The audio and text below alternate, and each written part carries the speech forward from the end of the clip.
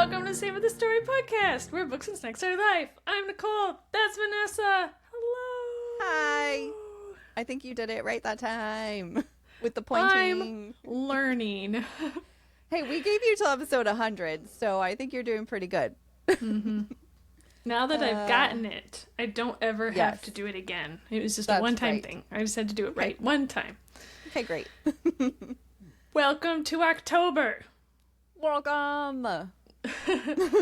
As I stare into your soul. Yes. I am super excited for October. Yay. Because it's no longer the death, like hell's asshole of heat outside. Yes. Agreed. Nobody likes the devil's asshole. That's right. You're right. We don't. I mean, actually, I should take that back. I know there's some people out there. Some people. That is your kink. Yeah. Mm-hmm. I know it. All right. So some people like the devil's asshole. Mm-hmm. Not us. Not me. No, I'm not. I'm fucking done with it. And I'm ready for October. My sister is getting married this month. Yay! Congratulations! Happy October! Yeah, happy October. To everyone else whose sisters are not getting married. Or if they're getting married. Or maybe they are. Yes. Very excited about that. Yeah. And in recording timeline, I'm going to my sister's bridal shower this weekend. Yay! It all fits. Yes. Man, it's like we planned it like this. Sure. Man, I love it when a plan comes together. That's right. Yes. Do you have any fun things to share with me? Book related or otherwise? No, I have no book news. Okay. My phone has been I've been actively every morning, like when I have to go to work, I get up, I make a cup of coffee, I sit down on the couch, and I look through all of like the news feeds and the social medias because I'm actively looking for book news. And then the last couple weeks, I just haven't been finding any. Yeah. I don't know if it's just been quiet or maybe we finally changed your algorithm to not show you all the crazy. Maybe, yeah. Or you could do like I did last week and take one little stat and turn it into a massive rabbit hole. There we go. Into another direction. Yeah. No. Which I kind of did again this week. All right. Only a slight one this time. At least it stayed in the same hole this time. We didn't go into a different hole. Oh. So you're saying we didn't go into Satan's asshole? That's right. All right. A different hole. Yes. It was though driven by my algorithm. It was I know. It was someone talking about ghostwriting. She was like it was specifically her. I can't even remember what her name is now, but specifically her, she said, "I have ghostwritten for many famous authors that you know. You have probably read them." And you don't? No, I don't know. I don't even know what you're talking about. Sorry. Well, just in general, do you not believe, I don't know, this girl on the internet saying that she ghost wrote for... I believe ghostwriters exist. Okay. When somebody says that they are a ghostwriter and it's almost like a brag, then I stop believing it. Okay. It's probably true, but at that fair. point I'm like, I've lost interest. Yeah, that's fair. I feel like I have never seen somebody really talking about ghostwriting before on the socials and stuff like that. So like as soon as I saw her video, I was like, what are you talking about? Tell me more about this. Yeah. But obviously she can't say anything because she has very strong NDAs with whoever she's writing for. Sure. But along that same line, have you seen that Reese Witherspoon wrote a book? Mm-mm. Okay, so she's she co-wrote a book. Like, she announced that she was co-writing a book with whatever this author's name was. I can't remember his name. It's either out or coming out very soon. I'm probably going to read it. It's a thriller, so I'm probably going to read it. But it got me, I kind of saw those like posts in the same kind of timeline, and I was like, I'm going to look into this. So ghostwriting, because I had no idea like that ghostwriting was that prevalent, like that was like that big of a thing. And so if you don't know what ghostwriting is, it's when a ghostwriter or author or whatever writes the book or a large portion of it for someone else, but their name is not on the cover or credited as an author in any way. They get no public credit. They basically get a flat fee or a work for hire, and the author may be heavily or barely involved at all. And that was the part of it that I really didn't understand. I was like looking into like, what does it actually mean when somebody has a ghostwriter? And I was like, how involved are they? Like, what input do they have? Is it literally just someone else's book with their name on it? And it kind of sounds like sometimes that could be it. Like sometimes that happens. It sounds like, from what I looked up and read and stuff, it sounds like more often than not that the author whose name is on the book will give some sort of like outline and like major plot points to the book, and then it's just written by someone else. But even that, doesn't that feel like shady to you? Like, actually, you were saying that in my brain, I was thinking, why is ghostwriting allowed? yeah, But using AI is not. you're right. It's kind of like very similar, like Like, it's, I mean, I guess the only quote argument your is that, sources. right, yeah, exactly. The only argument like against that would be the fact that it's a human, so there's still a human that's getting work, right? That's getting whatever. I So, guess, yeah. but it's still somebody else getting credit for something they did not do. I don't know. So I looked up because I was like, okay, so what are instances like why do people use ghostwriting? Deadlines and output pressure was number one. So trying to, like, big name authors that are under contract with publishers might need ghostwriters to meet their deadlines. Expanding a brand or series. Like, I don't know how I feel knowing that like the author wrote book one, but then the subsequent books are written by ghostwriters. Like, is that why book twos always suck? Oh, that's a good point. Maybe. So it says ghostwriters often will help them produce spin-offs or prequels without burning them out, basically. Okay. Health or personal reasons. I can understand that one, but that I feel like ties in probably to like deadlines, like maybe a health thing comes up and they have to hit a deadline. This one I don't understand. Writing in a different genre or format. Sometimes if an author wants to release something in a style or genre that they're not comfortable with, they might hire a ghost writer to handle the actual like writing of it while they supply the ideas. So maybe they're like normally a thriller writer and they want to write a romance, but they don't necessarily know how to get like how to hit plot points of romances, and so they're like, this is what I want, and then they'll send it to somebody and have them write it. No, you shouldn't. I don't think you should do that. No, ghostwriting feels like cheating. I agree. And then there's something called book factory models. And Oh, jeez. it's basically like the head author outlines the story, sets the tone, and sometimes edits the final manuscript, but ghostwriters do the bulk of the drafting. And it's said that a very famous person who does book factory models is James Patterson.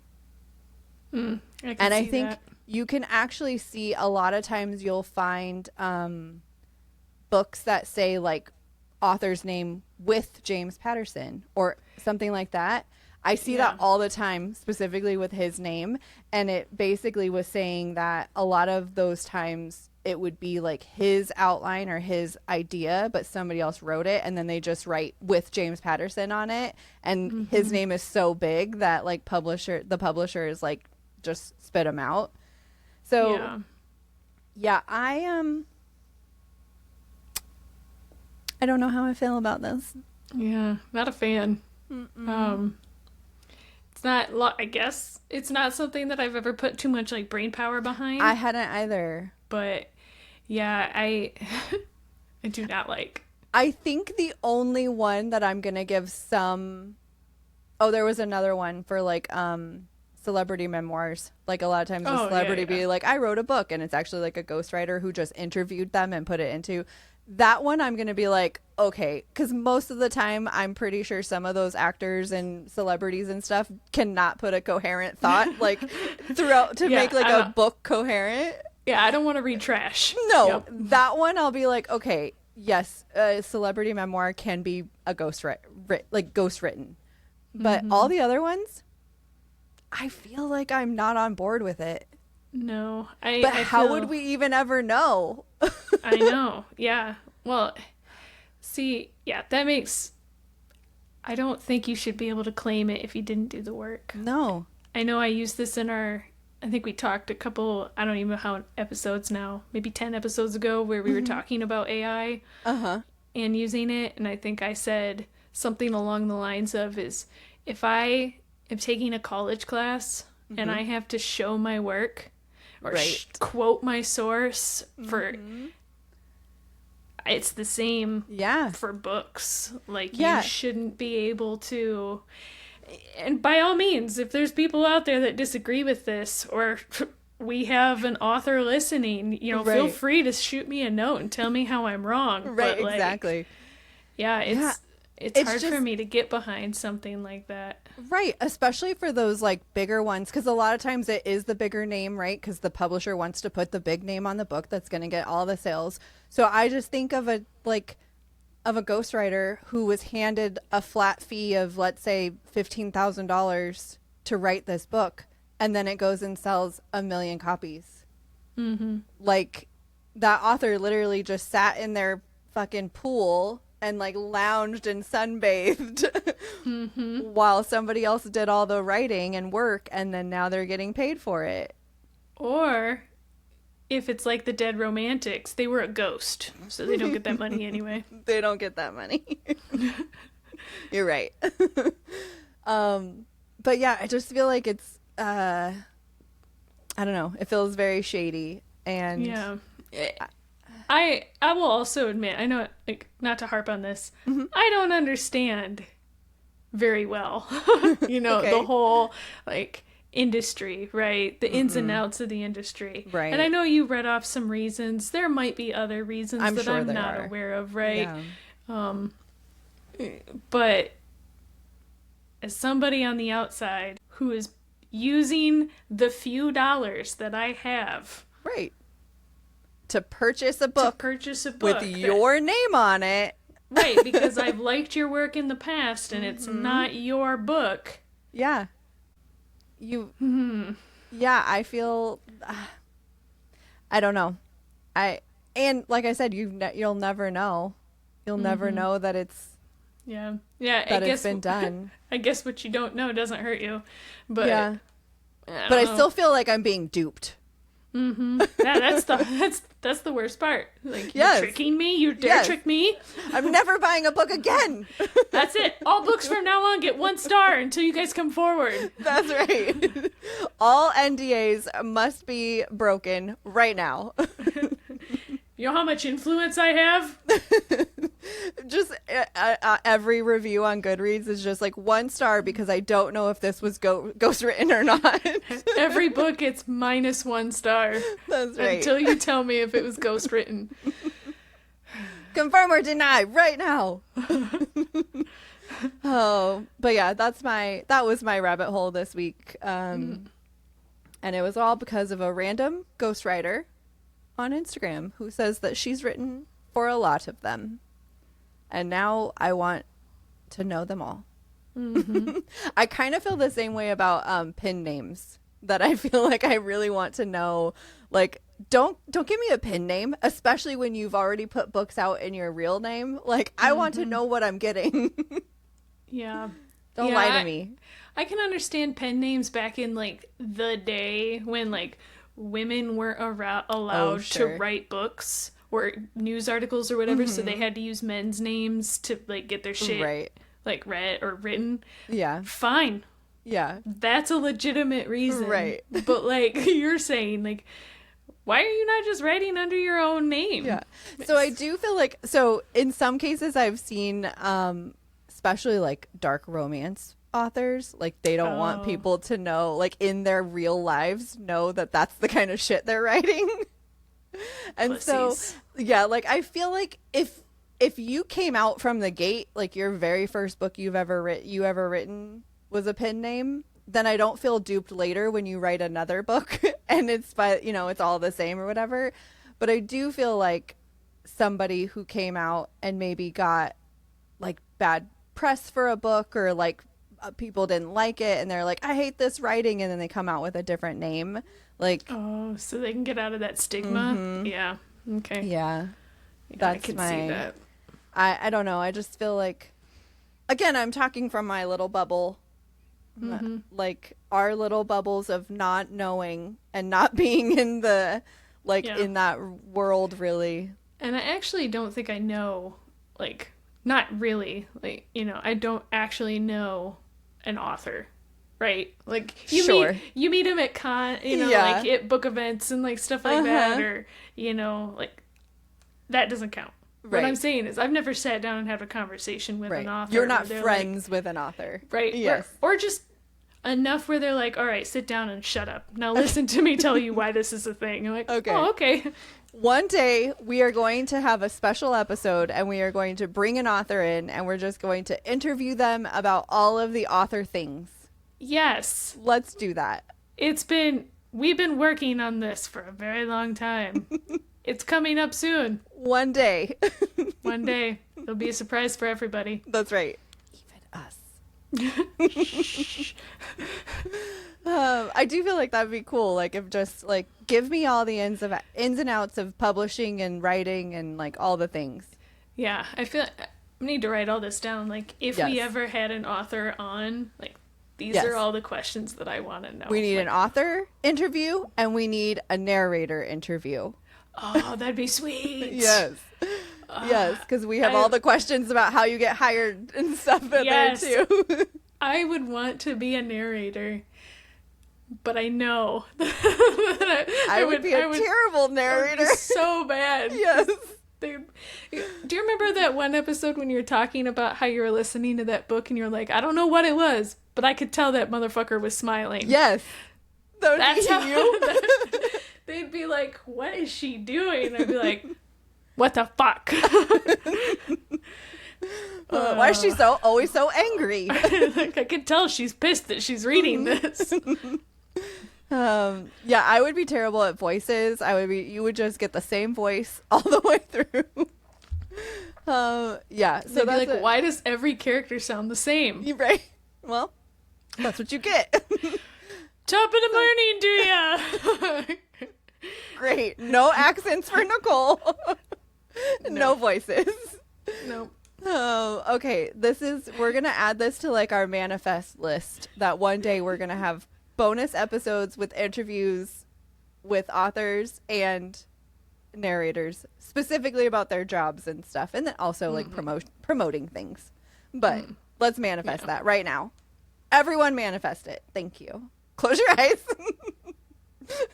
Is this our new thing? Yes. Force all of our followers to manifest something with us? Yes. Pyramid scheme. Let's do it.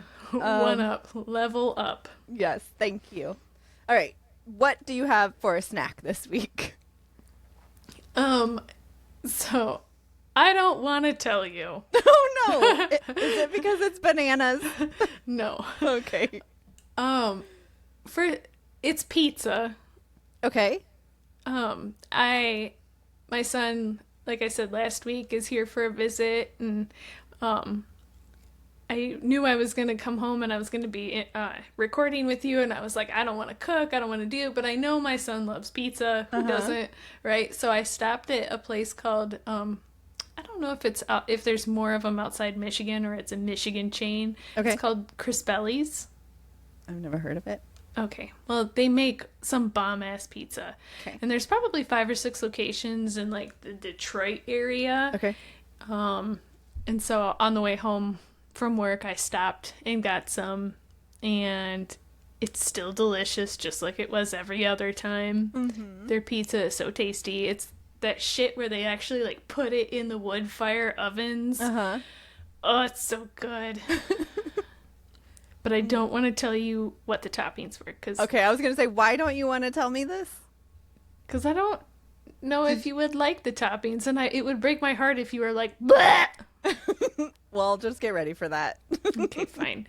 It was mushrooms and garlic. Nope. Mushrooms, I'm out. I know. Immediately. I'm sorry. It was mushroom garlic pizza, and it was fucking delicious, and that's what I was eating. Before we recording? Before we started. I went downstairs to just grab my water, and I was like, well, fuck it. There's a pizza here. And I grabbed a piece and came back upstairs. So. Nice. No. Can I just have garlic pizza? Oh, I love garlic so much. I don't think I've ever had just, like, garlic pizza. No, I feel like that would be a lot. Probably not very good. Yeah. Have you ever... I can't remember the name of that place in Dayton, but they have the pizza that has the whole garlic cloves on it. Oh, Old Scratch?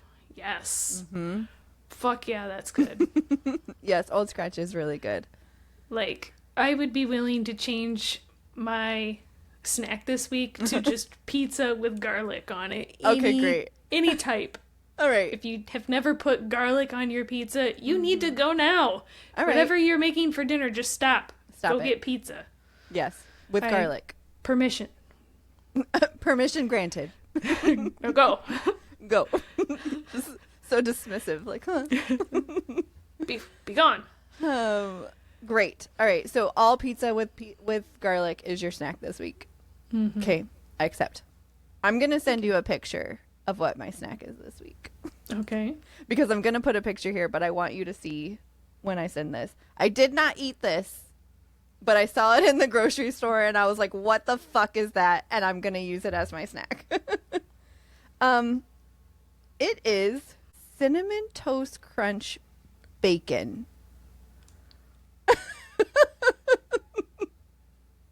Oh my goodness. If you're not watching the video, go to the video or Google it if you want to or whatever. I'm going to put a picture of the video. It's Cinnamon Toast Crunch Cinnadust Bacon. I'm buying this. It was at Kroger. Go to Kroger. Oh my fucking God. As soon as I was walking down the aisle, I knew where I was close to the bacon stuff and I saw that big ass Cinnamon Toast Crunch logo and I was like, why is that in the bacon aisle? What is happening? This does not compute. No. So, I mean, I guess I kind of understand cinnamon being on bacon, but like, I don't know. Well, I understand, like, because, you know, like, people put, like, brown sugar. Okay, that's what I was thinking. Yes. Brown sugar. Like, brown sugar makes sense. But Cinnadust? Cinnadust. I'm willing to give it a try. Okay, great. I'm going to use it as my snack as like a what the fuck snack. And then if you buy it and try it, you can use it as your like I tried it snack. You know what I should do? In the future. Friend of the pod is coming this week. That's right. And JT. Mm-hmm. They should grab some at Kroger. I'm going to grab some at Kroger, and I'm going to make it. Oh, I thought that you were going to make them bring it to you. Oh, no. That'd be funny. Like, you could come over, but you have to bring me cinnamon toast crunch bacon. That's your rent. What a weird request. I'm like, what the fuck is wrong with Nicole? What is that? So, yes, that is my snack this week because what the fuck is that? And also, gosh. I can't wait for you to try it. As soon as you... So, I was going to bring this up, but, like, I felt weird because I used pudding as a snack, like, 2 weeks ago, and I was like, yes. I can't do pudding twice. Okay. Like, my sister sent me a picture of it or something, and she's like, oh, I saw this and I tried it and it was awesome. Okay. And I have never been able to find it. Well, I found it at Kroger yesterday. It is churro pudding. Okay. And I was like, I love churros. And so I was like, I ate it and it's like, this is pretty good. Okay. But I was like, I can't use that as a snack. People are going to think I just sit around eating pudding all day. That's okay. You're allowed. Okay. Thank you. You're welcome. So, If you have 2 books this week, you can do 1 pizza and 1. Oh, okay. Never mind. You guys get 1 book from me. Damn it. All right. Okay. Well, are you ready to tell me about your book? Oh, sure. Okay. I would love to. Great. To celebrate, I know I said I wasn't going to do this. That's right. I said I was not going to do themed reading for October, and here we are. Though, I know we talked about this last October. It's kind of like one of those things where literally almost anything could be themed October reading if it has like a witch in it. Yep, right? Agreed. Yep. Any kind of witchy, magic-y, like any of that I feel like fits. Right. So I specifically looked on Audible for a paranormal romance. Okay. And this is one of the choices that it gave me. Okay. So like I said, listened specifically for spooky season. Okay. It is called Fan Service by Rosie Danan. Mm-hmm. Like I said, audio. It is a romance. They called it paranormal romance. It's like a romance fantasy. There's werewolves. Okay. So, all right. So I kind of ran out of space while I was writing my while I was writing my description. So if I kind of go off on a tangent, I apologize up front. Some chaotic Nicole. Got it. I'm back. All right. So, okay. Alex grew up a misfit. Her mother left when she was very young, and she never quite fit in as a child. Okay. So because of all these reasons, she spent a lot of time by herself and didn't really have a lot of friends. But she had like one thing that she always did that made her feel better. And that was watching a TV show about a werewolf detective. Okay. That sounds great. Right. So while she's watching this show, she also starts like an online fan forum. Okay. To which she is the moderator for. Mm-hmm. And this fan forum blows up. Okay. So she is very well known within the community of this werewolf detective TV show series. Okay. Not by name, but by her name, her forum screen name. Okay. Yeah. So in that, all that happens, and the only reason I bring this up is because it's kind of a big thing. She also has a chance to meet the TV shows while she's young. This is the very first chapter, like the prologue. Okay. So I'm going to tell you what happens because it's the prologue. It's not spoilery. Okay. In the prologues, she dresses up and she goes to a con, and she meets the main character, the gentleman who plays. Thank you. The werewolf detective. His name is Devin. Now, you know, like the saying, like, never meet your idol. Mm-hmm. That's basically what happens. Oh, no. She overhears a conversation that he's having with another, like, worker, where he says some pretty unpleasant things about her. And so, after that, her online forum kind of turns into a, still really like the show, but I hate the main character. Got it. So a lot of trash talking, right? Okay. Okay. So then after that, fast forward 20 years. Jesus. Okay. I know. I was really surprised. Fast forward 20 years. All right. His name is Devin. Mm-hmm. He was the main character. And ever since that show, the werewolf detective show ended or got canceled, he hasn't really been in anything since. Okay. So he's been having a hard time adjusting to that. He's been trying to get the show rebooted, and it's not going very well. Okay. And then the book's basically where you meet Devin, and it starts as he wakes up in his yard naked with no memory.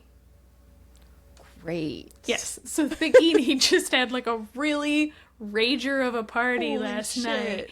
He gets up like his day is normal, and he goes to start his day, right? Okay. Well, later in the day, closer to night, he has like a breakdown, and he ends up shifting into a werewolf. But this time it's caught on a security camera. So the next morning when he wakes up, it's all over the internet that he pretended to be a werewolf. So that way he could try and bring his career back. And okay. So the internet is just fucking going nuts with like things like, of course Devin would get the day of the full moon wrong. Like, you know, like shit like that. Okay. So everybody thinks it's like a publicity stunt to try to get his show back. Right. Oh shit. All right. So basically Devin is told to lay low. So Devin PR is like, go into your hole and don't come out. Like, what the fuck? Were you drunk? Are you on drugs? Like, tell us what to say. Give us something. Okay.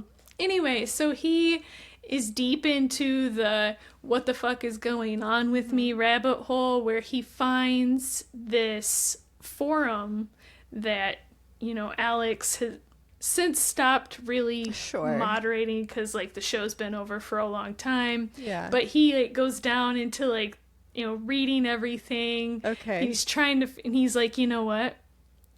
This moderator probably knows a lot about, you know, werewolves. Werewolves. So he reaches out to her and they meet, and she agrees to help him. Okay.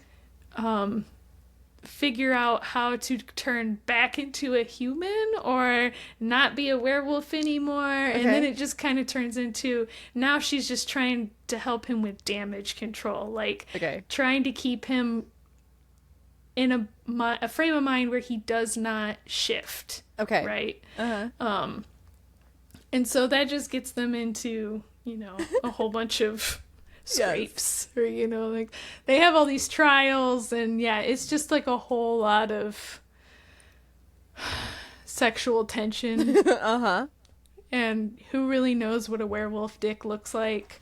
But would you want to have sex with a werewolf? No, because I feel like you're immediately getting into nodding, and I'm not about that life. I know. As I was reading this book, that was what was in my brain. Every time it sort of got to that, I was like, man, Vanessa's going to be pissed, you guys. No. So there is no werewolf sex in this book. There is sex with a man who can turn into a werewolf. But he's not full werewolf when they have sex. And he doesn't follow canine rules.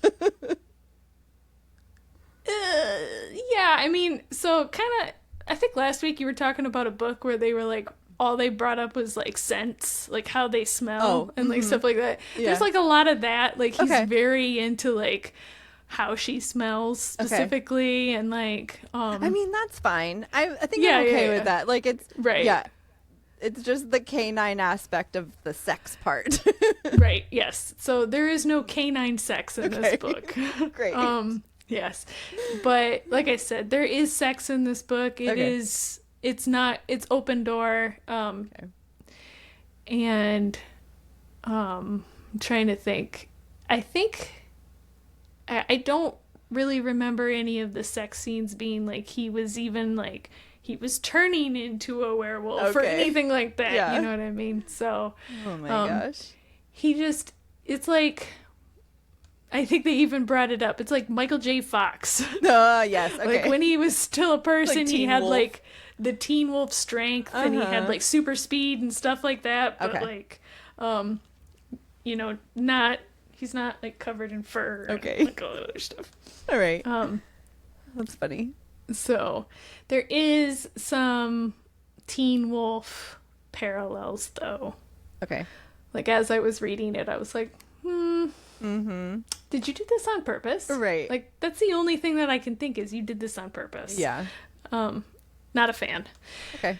So, firstly, Devin is a twat. Great.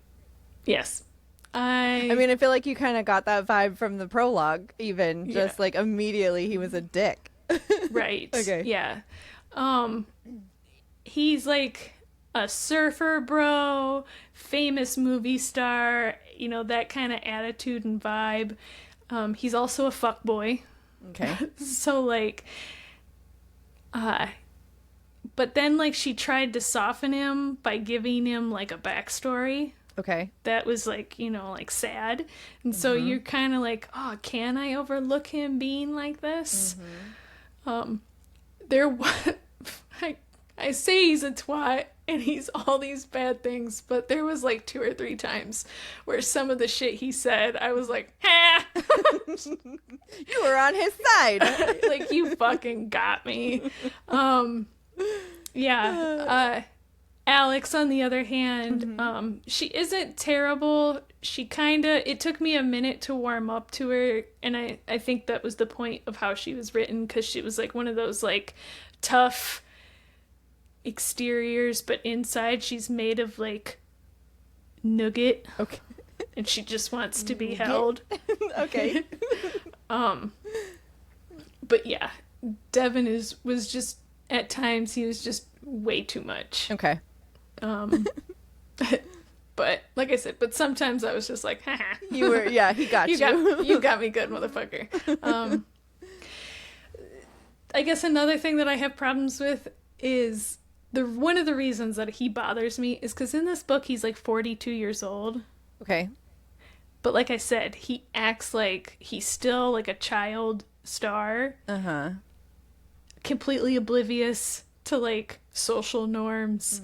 And he's a fuckboy. He sounds like how you would imagine like a 1990s college frat boy. Great. Mentality. And how old is Alex? 34. Okay. So, all right. 30, yeah, maybe she's 36. I think there's like an 8 to 10 year age gap. Okay. Which I say that, but like, some fantasy books are worse. So I was able to overlook that. No, that one's fine. I feel like 10 years is fine. Like, that's okay. Especially when you're in like the 30 to 40, like not especially, but just like that one's fine to me. But, no, I was just wondering because I know that it sounded like she was young when she started the forum. So she was like a teenager. Yeah, I think she was like 15. Okay. When she started that, and when she met him, and he was obviously in his like early 20s. Right. So. Okay. So. Okay. Right. Also, there was like a little bit of miscommunication. It wasn't like wild miscommunication, but it was just one of those things where like, my man, if you guys just had conversations with each other, like none of this would be an issue, right? Like you wouldn't be running through the woods naked right now if you just had a conversation. Right. Get your shit together, man. Yeah. You're 42, have an adult conversation. Right. But I guess, and then my last thought is the ending was not what I was expecting. Okay. Like, through the whole book, they're, like, building up to he's gonna fucking rage out. Okay. And, spoiler alert. He doesn't? He doesn't. It's not like that. Okay. This really is a spoiler alert. Go ahead if you don't want to hear. Okay. He does not, I mean, he changes, but it's like one of those things where like he changes, but then it's like anticlimactic and nothing happens really. Okay. Like she shows up and she saves the day. She like talks him out of it, but it's like instead of it being like where he's like gonna turn into a werewolf and he's gonna go rip people's heads off, it's more of like he's gonna turn into a werewolf and we don't know if he's ever gonna turn back. So I was just like, lame. I wanted to see him rip a head off. Right. Like a daisy. Just like, You want gore. I did want gore. So yeah, I had a hard, like, I feel like I say this every week. I had a hard time rating this one. I want to say like 4. Okay, I feel like you enjoyed it. It sounds like you really enjoyed it. I did enjoy it, and I'm coming with all these books that I'm like listening to and reading.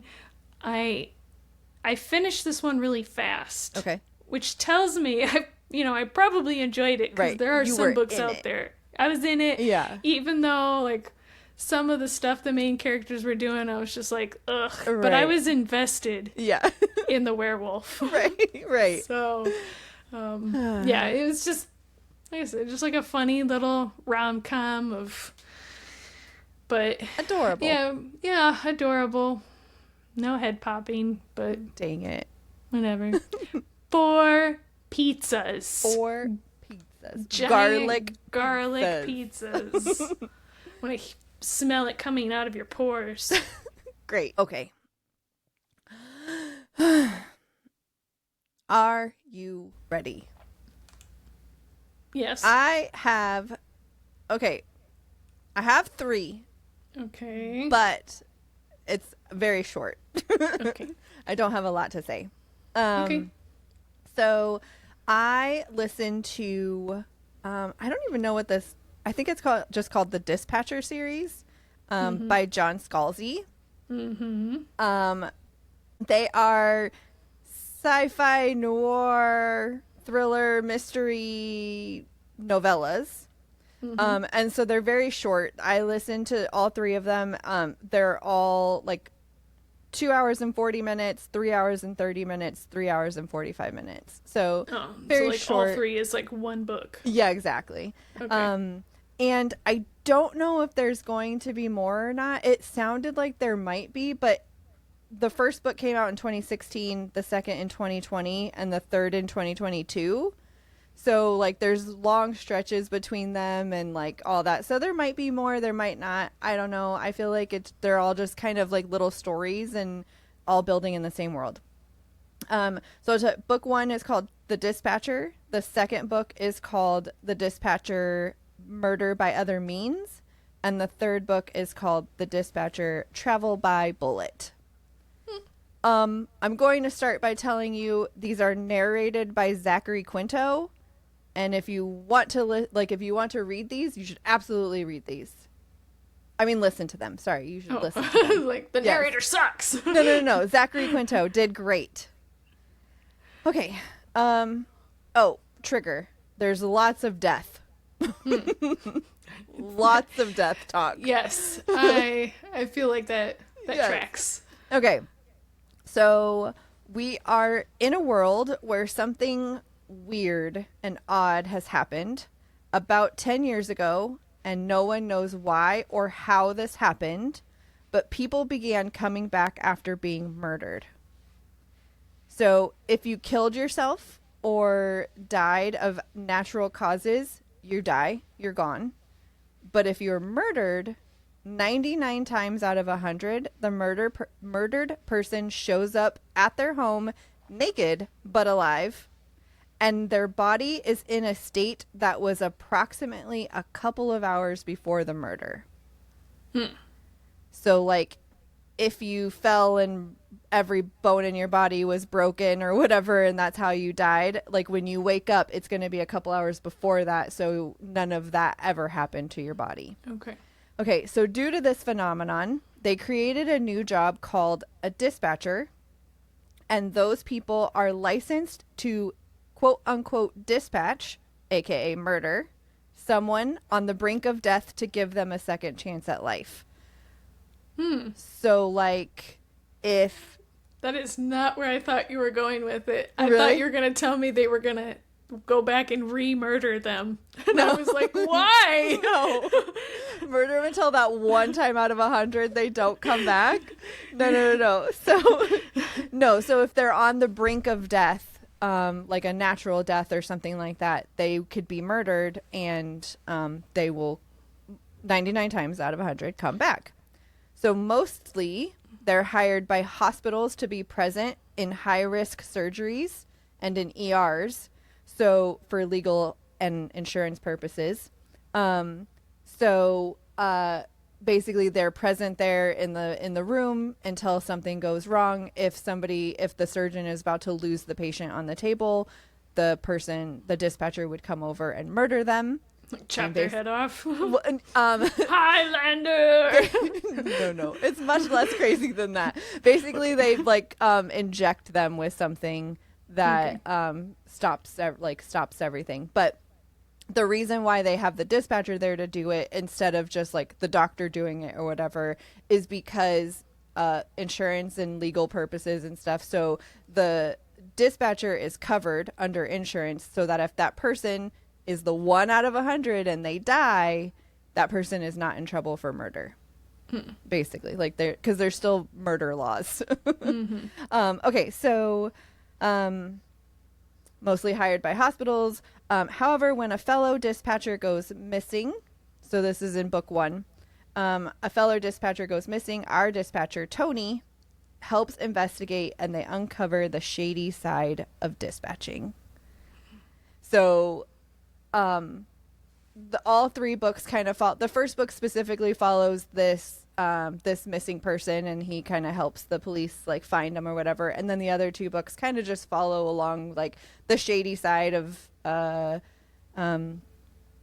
dispatching, and like how the dispatchers are hired on the side for people, basically a bunch of rich kids out there that want to play stupid fucking games, and they're like, if one of us almost dies, kill us so that whatever. And then again, so nobody will actually be in trouble for murder if one of them doesn't actually come back. Gotcha. And then there's also like sadder sides of it where people who are terminally ill and they go through a lot of like experimental drugs and stuff like that. So they'll try something out, and if it doesn't work, they'll be murdered, and then they can come back and then try something new. And so you find all the limits of it, though. Like somebody can only come back so many times before like their brain starts feeling like whatever, like they can't do it anymore. Anyways, so I thought it was really, really cool. I thought like I really loved all of them overall. The first one was my favorite, but the story overall I think was really interesting. It's not just, to me, it wasn't just entertaining, but it was also really interesting in understanding like the like implications and like the ethics of all of that, like what it would be like, not just as a job, but like as an option overall of what would that world look like if no one could be murdered, or 99% of people could not be murdered, you know what I mean? So I don't know, I feel like I don't really have a whole lot to say about them, because it's very intriguing, and they're so short. It's just kind of like a quick little thing. I would definitely recommend them if you wanted to listen to something fast and like weird. Because like I said, the first book's only like 2.5 hours. They're great. They're entertaining. The narration is good. They're fast paced. Very kind of like thought provoking, like what if this happened kind of thing. Just like generally really good. And I don't know if I said this. Did I say it was a sister book club? No. Oh, sister book club. My sister and I did all 3 of them together, and she felt the same way. Like both of us kind of got into a really thought-provoking conversation about it too. Like, what if this was real life? What would that look like? What would that be? It would be fucking crazy. So, and also, so this happens very early in the book, but kind of explaining to you the first time it happened. And so, because like all of a sudden it just randomly started happening where murdered people were coming back. And the very first one that was done was a woman who pushed her husband off of a cliff. And they were like on a vacation, and she pushed him off a cliff. And then when she came home from the vacation, he was in their house, just like, yo, bitch. Did he remember? Oh yeah, you remember. Okay. The death when you're murdered. So, wow. Yes. You tried to murder me. Yes. But it's just kind of crazy. So when you think about it and you say like murder can't happen, what actually ends up happening is that, so the bad guys basically say all murder actually takes now is time, like patience and time, because if you remember, they come back within a couple hours of when they were murdered. So if you torture someone for 10 hours and they're on the brink of death and you murder them, they're going to come back within just a couple of hours of that murder.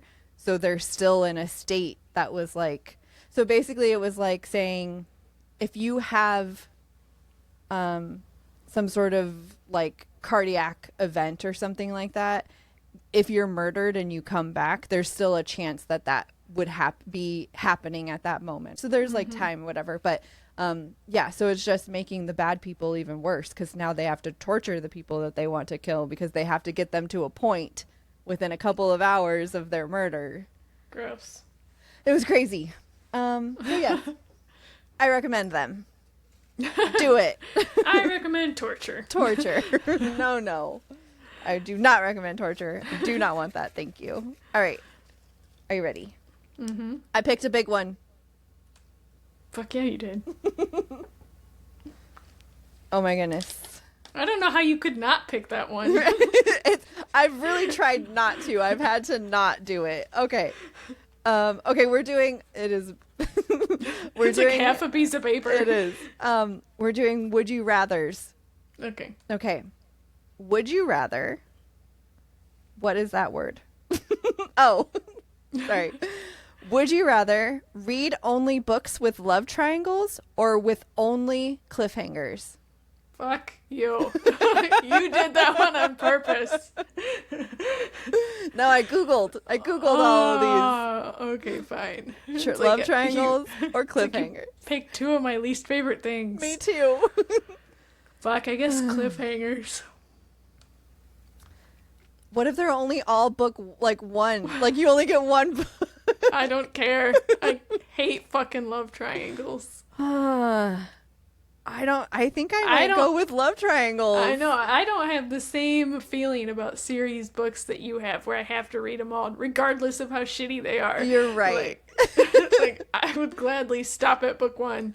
Oh no, but even if it's just a single book, like there's no chance of you ever getting another like an answer. Don't care. I'll make it up here. Okay, so you're going with cliffhangers. I'm going with love triangles. Okay. Mm-hmm. Would you rather be best friends with your favorite protagonist or date your favorite love interest? Date my favorite love interest. Same. Sorry, Mike. We'll just pretend the husbands don't actually exist in this world right now. Okay. All right.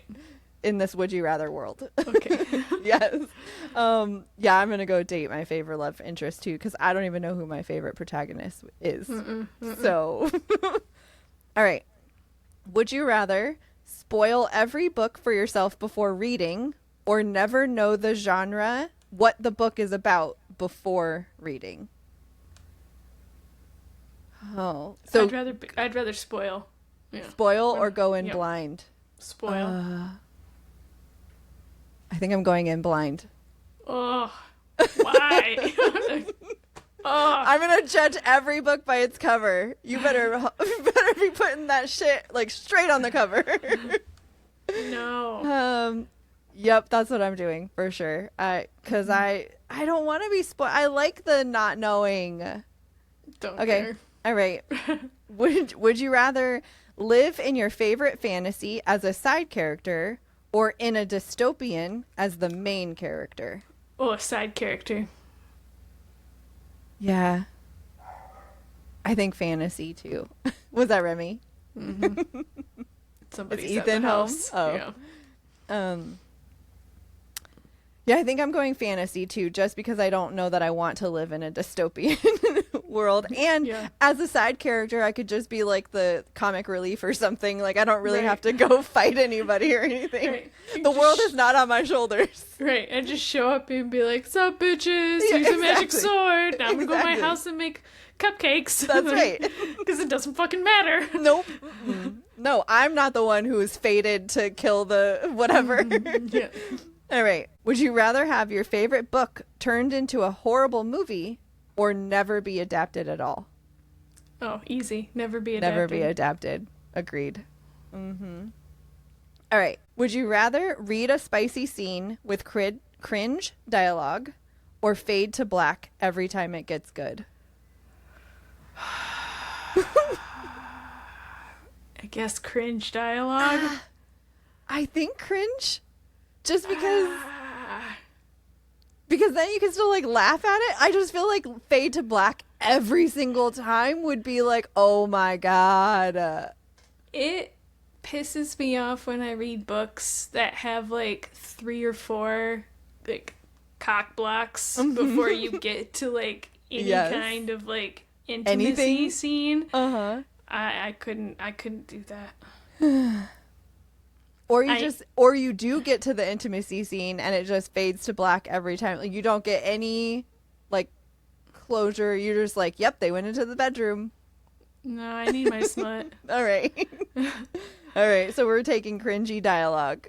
Yeah. At least you're probably going to laugh at it. Okay. Would you rather be stuck in a never-ending rom-com or a morally gray fantasy war? Ugh, I don't want to be in a war. No. Never-ending rom-com. Never-ending rom. At least you're kind of like, it's always happiness, I feel. Somebody's always happy and romantically involved. Exactly. Okay, our last one. Would you rather live in a world where every book you read transports you into its story, or where every movie you watch traps you inside its universe until the movie ends? I'm going to say, because I don't really watch movies, it's easy for me to say the movie. I don't know. I feel like with the movie, I feel like it's easy because there's like a finite amount of time, right? Like it's 2.5 hours or whatever it is. That's a good point. You know, right? where if you live in the world of every book you read, you could be in there for like 3 days. That's right. Like, and some of them could be good, but some of them. I read a lot of terrible books. I read a lot of fucking murder books. That's right. You have more problems than I do. I don't know where I'm going. Because on one hand, I want to say the books because I want to go into every fantasy world and stuff, and it'd be really fun and cool, but I don't know. Movies. You're going movie? Yeah. I don't know. Well, okay, Wes, what was the last movie you watched? Titanic? Oh shit, you're fucked. I'm dead. I watched Jurassic Park last night. You might be dead too. I say this, but you know, considering what our last 2 movies were. Right. I don't know. I might be going non-answer. You have to pick. All right, I'm going with the book. I want to go into the book just because then I would change what I'm reading. Like I would always read cozy fantasies. But you could do that with the movie stuff too, though. True. I don't know. I'm gonna say book just because book. But I really don't know.